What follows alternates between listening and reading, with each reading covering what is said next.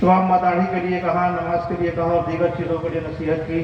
अल्लाह ताला उस पर हमें और आप सबको अमल करने की तौफीक अता फरमाए।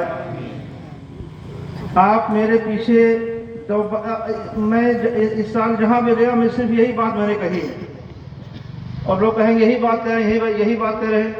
एक बुराई होती है, जब तक वो ख़त्म न हो जाए उसका जिक्र करते रहना चाहिए, है ना।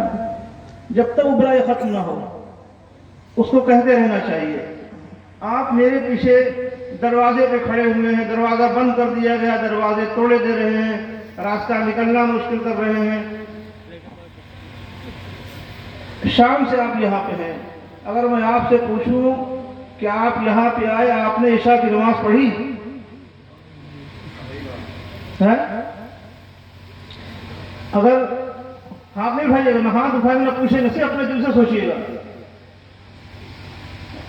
मैं समझता हूँ 75% लोग ऐसे होंगे जिन्होंने इशा की नमाज नहीं पढ़ी होगी। सिर्फ 25% होंगे या उससे भी कम होंगे जिन्होंने इशा की नमाज पढ़ी होगी। आप मेरे पीछे दौड़ रहे हैं, मेरे पीछे भाग रहे हैं, हाथ पैर चूम रहे हैं, नमाज बोल। क्या फायदा ऐसे हाथ चूमने से? क्या फायदा इन नारों से? काश कि आप मुझसे मिलने आए होते, मेरे हाथों पैरों को चूमते, इन उलमा की, मुफ्ती साहब की ज़ियारत के लिए आए होते, इशा की नमाज पढ़ के आए होते आप, और उसके बाद फजर की नमाज का जमात पढ़ते, तो मेरे हाथों को चूमना इन उलमा की ज़ियारत का फ़ायदा ही मुसलमानों को और होता। जितनी बातें मुफ्ती साहब ने फरमाई, सैयद साहब ने फरमाई, आप इनको कहना भी नहीं पड़ता इन बातों के लिए। इन क्या करें? मौलाना साहब कह रहे हैं नसीहत कर दीजिए। कौन सी नसीहत की जाए? किन किन बातों को रोया जाए?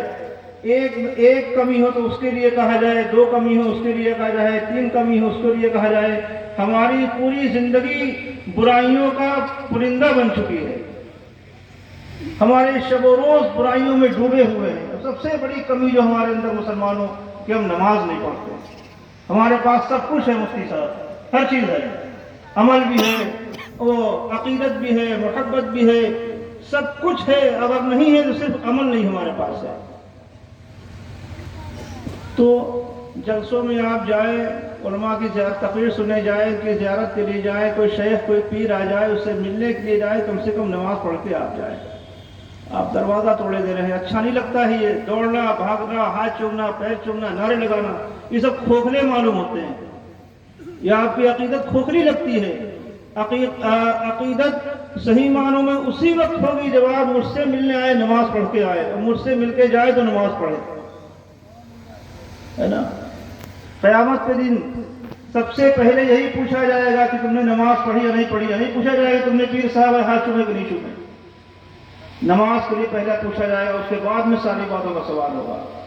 तो नमाज की पाबंदी करें और अपने माँ बाप का एहतराम करें। जो बातें यहाँ पे सैयद साहब ने फरमाई, मुफ्ती मंजूर अहमद साहब ने फरमाई, इन पे पूरी तरह से अमल करें। अपनी ज़िंदगी को बदलें, बुराइयों से बचें और ख़ुद भी बुराइयों से बचें, और अपने घर वालों को भी बुराइयों से बचाएं, है ना। तब जाकर के मुसलमानों हम सही मानों में अल्लाह उसके रसूल ने जिस लिए हमको पैदा किया है, जिस लिए हमको दुनिया में भेजा है, उसको हम सही मानों में पूरा कर पाएंगे।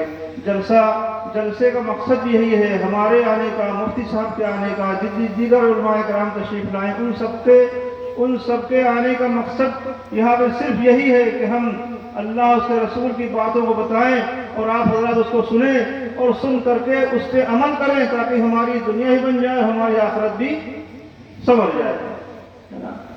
तो सभी लोगों को मैं जानता हूँ, सब अकीदतमंद हैं, सब मोहब्बत करने वाले हैं, लेकिन मुसलमानों अपनी ज़िंदगी को बदलो, नमाजों की पाबंदी करो और अपने मसलक पे मजबूती से कायम रहो।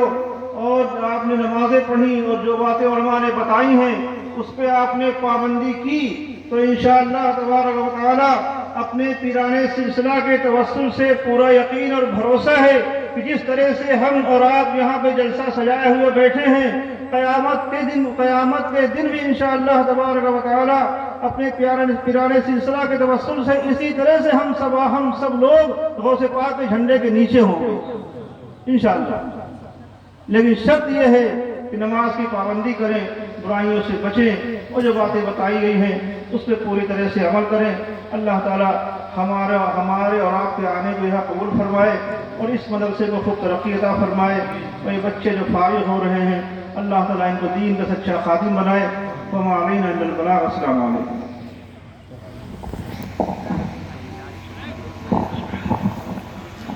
السلام علیکم ورحمۃ اللہ.